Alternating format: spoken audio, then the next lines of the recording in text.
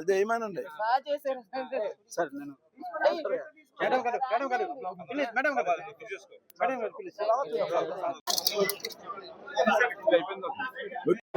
Slogans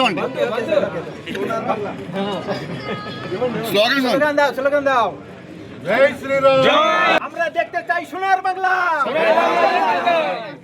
జై శ్రీరామ్ జై శ్రీరామ్ ఈ రోజు వెలువడినటువంటి ఫలితాలు ఏతున్నాయో ఇది ఒక భారతీయ జనతా పార్టీ చరిత్రలో ఒక చారిత్రాత్మక అధ్యాయంగా మేము భావిస్తూ ఉన్నాం. ఒక అద్భుతమైనటువంటి రికార్డులను సైతం ఈ రోజు భారతీయ జనతా పార్టీ సొంతం చేసుకుంది అనేటువంటి విషయం. ఏదైతే అస్సాం పుదుచ్చేరిలో అధికారాన్ని నిలబెట్టుకోవడంతో పాటు పశ్చిమ బంగాల్ రాష్ట్రంలో డబుల్ సెంచరీ సాధించి ప్రస్తుతం 206 నాట్అవుట్ గా ఉన్నది భారతీయ జనతా పార్టీ.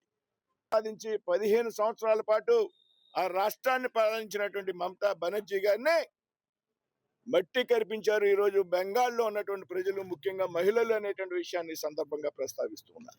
బెంగాల్ అభివృద్ధి గురించి ఏమాత్రం కూడా పట్టించుకోకుండా ప్రజల్ని రెచ్చగొడుతూ విధ్వంసకరమైనటువంటి రాజకీయాలు చేస్తూ దౌర్జన్యాలు, దాడులు ఆధారంగా ఆ రాష్ట్రంలో మమతా బెనర్జీ పాలన సాగించారు అనేటువంటి విషయం దేశంలో ఉన్నటువంటి ప్రజాస్వామ్యవాదులందరికీ కూడా తెలుసు అనేటువంటి విషయాన్ని సందర్భంగా ప్రస్తావిస్తారు. బెంగాల్లో ఏమాత్రం కూడా అభివృద్ధి లేదు. కేంద్రం పెద్ద ఎత్తున నిధులు విడుదల చేస్తున్నప్పటికీ కూడా పెద్ద ఎత్తున అవినీతికరమైనటువంటి రాజకీయాలు, కార్యకలాపాలు. అంతేకాదు కేంద్ర ప్రభుత్వం అమలు చేస్తున్నటువంటి అనేక సంక్షేమ పథకాలని చివరికి ఆయుష్మాన్ భారత్ లాంటి ప్రజలు ఆరోగ్య భద్రతకు సంబంధించినటువంటి పథకాన్ని కూడా ఆ రాష్ట్రంలో అమలుకు నోచుకోలేనటువంటి పరిస్థితి ఈ రోజు పశ్చిమ బంగాల్ ప్రజలు గ్రహించారు.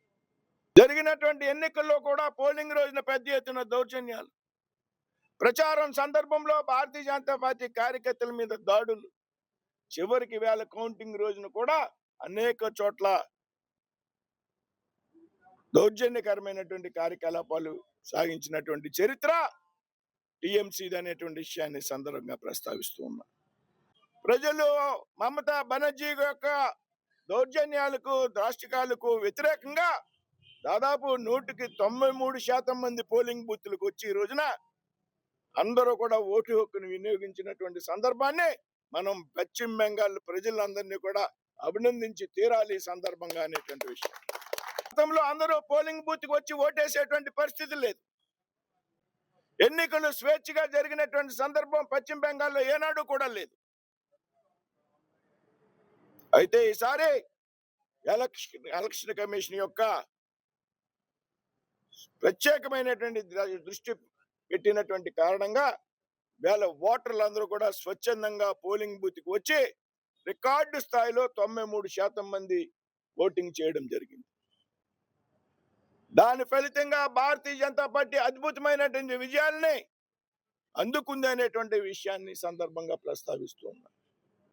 ముఖ్యంగా ప్రధానమంత్రి నరేంద్ర మోడీ గారు ఆయన అనుసరిస్తున్నటువంటి విధానాలు, అమిత్ షా నాయకత్వం, అఖిల భారత పార్టీ నూతన అధ్యక్షుడు నితిన్ నబీన్ యొక్క కృషి, ఆ రాష్ట్రంలో ఉన్నటువంటి సువేంది అధికారి యొక్క కృషి కారణంగా పెద్ద ఎత్తున బీజేపీకి ప్రజలు కట్టం కట్టారు అనేటువంటి విషయం స్పష్టంగా కనపడతా ఉంది.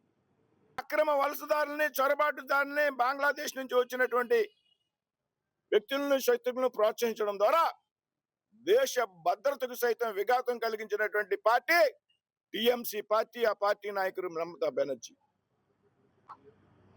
భారతదేశం యొక్క సార్వభౌమాధికారిని సైతం ప్రశ్నించే విధంగా ఈ ఫెడరల్ వ్యవస్థలో కేంద్రంతో సహకరించకుండా నిరంతరం కేంద్రంతో ఘర్షణ పడుతూ ప్రజల యొక్క దృష్టిని మరల్చే విధంగా ప్రయత్నం చేసి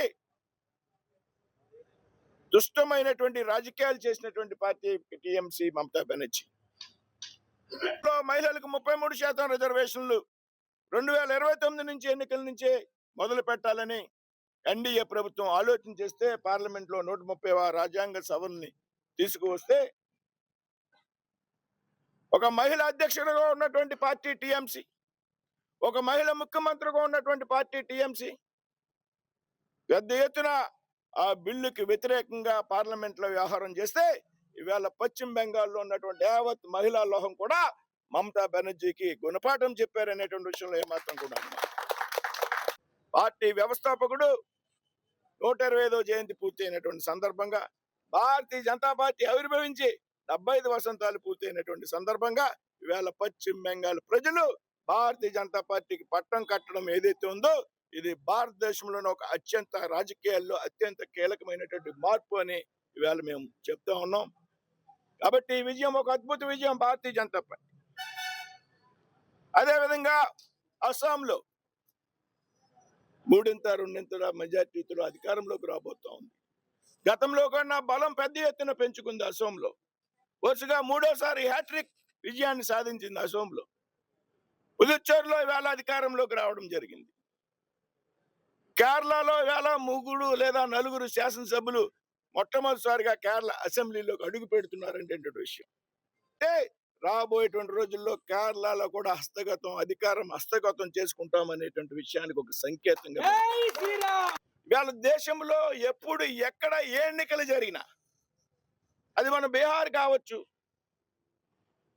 లేకపోతే ఒక హర్యానా కావచ్చు, లేకపోతే మరొక రాష్ట్రం కావచ్చు, ఢిల్లీ కావచ్చు, ఇవాళ అస్సాం కావచ్చు, పుదుచ్చేరి కావచ్చు, పశ్చిమ బెంగాల్ కావచ్చు, ఎక్కడ ఎన్నికలు జరిగినా ఎప్పుడు ఎన్నికలు జరిగినా అంతిమంగా విజయం భారతీయ జనతా పార్టీదే అనేటువంటి విషయం ఇవాళ కనపడుతుంది.